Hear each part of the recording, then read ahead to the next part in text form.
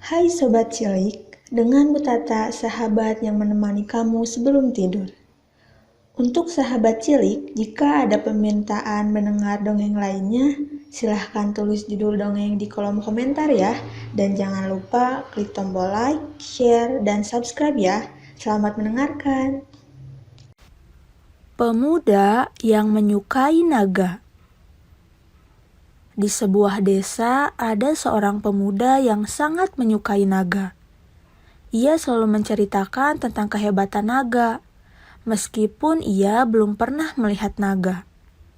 Saking sukanya terhadap naga, semua barang yang dimilikinya bergambar naga.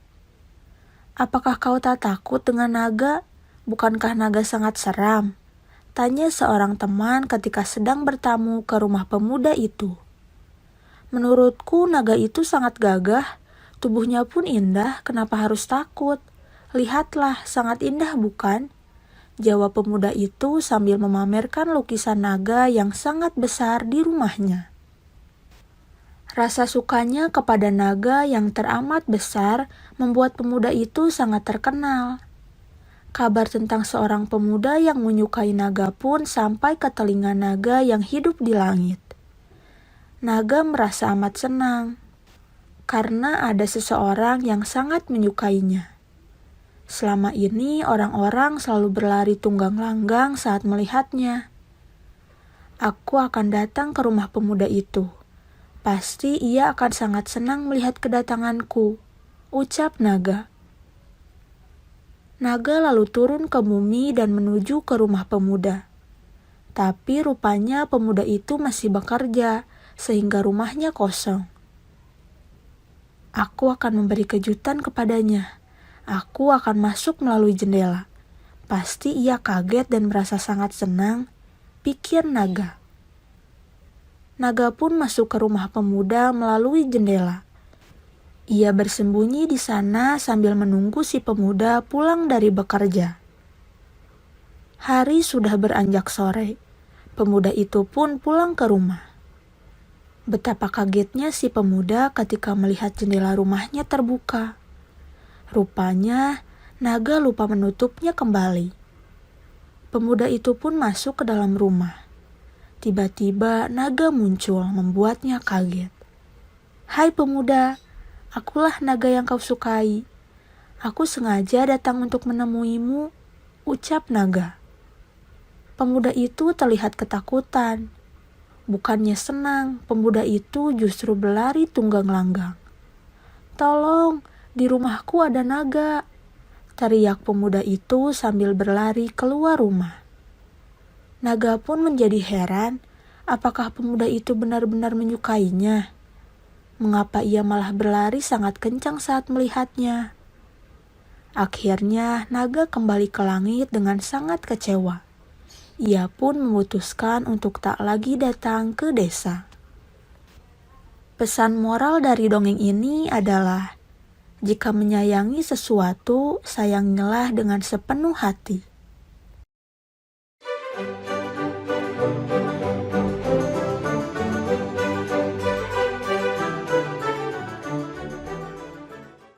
Hai Sobat Cilik, dengan Bu Tata, sahabat yang menemani kamu sebelum tidur. Untuk sahabat cilik, jika ada permintaan mendengar dongeng lainnya, silahkan tulis judul dongeng di kolom komentar ya. Dan jangan lupa klik tombol like, share, dan subscribe ya. Selamat mendengarkan. Banteng yang berkelahi. 2 ekor banteng sedang berkelahi di sekitar rawa-rawa. Mereka mengadu kekuatan tanduk mereka. Aku pasti akan mengalahkanmu, seru banteng pertama. Kau yang akan aku kalahkan, jawab banteng kedua. Mereka terus saja mengadu kekuatan. Entah apa yang sedang mereka perebutkan. Sementara itu, di sebuah rawa-rawa di dekat perkelahian mereka, terdapat sekumpulan keluarga katak. Mereka memang sudah lama hidup di sana. Beberapa katak melihat perkelahian kedua banteng. Beberapa di antaranya tampak tidak peduli. Kenapa kalian harus berkelahi? Hidup damai itu lebih indah, ucap katak tua.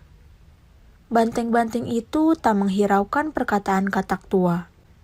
Katak tua sungguh sedih melihat mereka berkelahi. Tak usah kau urusi perkelahian mereka, lebih baik kita urus kehidupan kita sendiri, kata katak muda. Kau tahu, jika mereka tetap berkelahi, keselamatan kita semua akan terancam, balas katak tua. Katak muda malah mendengus kesal. Katak tua memang selalu berpikir bijak. Tentu saja sebab katak tua sudah lebih lama hidupnya dibanding katak-katak lain. Sementara itu, kedua banteng masih terus mengadu kekuatan. Sepertinya akan ada yang kalah di antara mereka. Kalian lihatlah banteng itu, kita dalam bahaya, seru katak tua. Katak-katak bingung mendengar ucapan katak tua, sementara beberapa katak tak terlalu menghiraukan katak tua. Mereka pikir katak tua terlalu mengada-ngada. Bukan kami yang ada dalam bahaya, tapi banteng yang hampir kalah itu yang ada dalam bahaya, jawab salah satu katak. Kau lihat, banteng yang hampir kalah itu, banteng musuhnya akan mendorongnya ke rawa-rawa ini. Itu artinya banteng tersebut akan jatuh ke rawa ini dan mengenai kita, kata katak tua. Tetapi kata-katak itu berpikir bahwa banteng itu jauh dari mereka. Tak mungkin banteng musuhnya bisa mendorong banteng yang hampir kalah itu sampai ke rawa-rawa, pikir mereka. Katak tua sudah berusaha memberitahu katak-katak lain tentang bahaya yang bisa menimpa mereka. Sayang, mereka malah mengabaikan ucapan katak tua. Demi menyelamatkan diri dari perkelahian kedua banteng, katak tua pun pergi menjauh dari rawa-rawa itu. Benar saja, banteng yang hampir kalah terdorong ke rawa-rawa. Beberapa katak tertimpa tubuh banteng itu. Banteng tak tahu bahwa di sana ada sarang para katak. Usai mengalahkan musuhnya, banteng yang satu pergi meninggalkan banteng yang kalah. Katak tua segera menghampiri banteng yang kalah dan memberitahunya bahwa banteng itu telah menimpa teman-temannya di rawa. Karena perkelahianmu, kau merugikan makhluk lain. Bagaimanapun perkelahian bukanlah hal yang baik, entah bagi dirimu sendiri maupun teman di sekitarmu, ucap katak tua. Banteng buru-buru bangkit, namun sudah terlambat. Ada beberapa katak yang tidak terselamatkan. Itu karena mereka tidak mendengarkan perkataan orang tua. Pesan moral dari dongeng ini adalah, dengarkanlah selalu nasihat orang tua.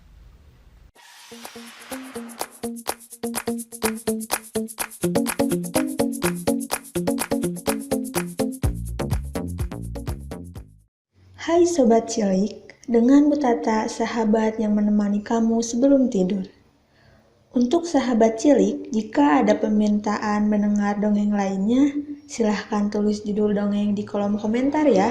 Dan jangan lupa klik tombol like, share, dan subscribe ya. Selamat mendengarkan. Gadis berbaju hijau. Dahulu kala, hiduplah seorang anak pelajar yang pintar bernama Yu. Suatu hari, Yu pergi ke kuil di puncak bukit yang sangat sepi untuk belajar. Berhari-hari, Yu belajar dengan rajin di kuil itu.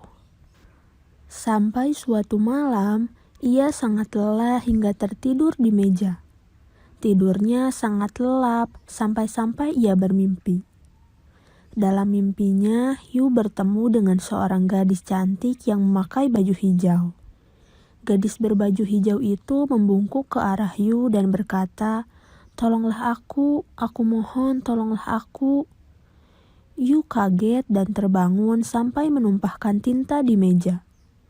Beberapa saat kemudian, Yu mendengar suara mendengung di luar. Suara dengungan itu berasal dari arah jendela. Yu menghampiri dan membuka jendela. Saat itu ia melihat seekor lebah yang terperangkap dalam jaring laba-laba. dan beberapa detik lagi akan dimakan oleh laba-laba. Yu ingat mimpinya. Ia segera memetik sehelai daun lalu mengambil lebah yang terperangkap. Dengan hati-hati, Yu membawa lebah ke dalam dan menaruhnya di atas meja. Lebah itu berjalan sempoyongan di atas tumpahan tinta. Setelah pulih, lebah itu berjalan menuju kertas putih di atas meja. Yu memerhatikan lebah itu berjalan di atas kertas dengan tinta di kakinya seperti menuliskan sesuatu. Setelah Yu mengamati dengan seksama, di kertas itu telah tertulis kata terima kasih. Lebah ajaib, kata Yu sambil memperhatikan kertasnya.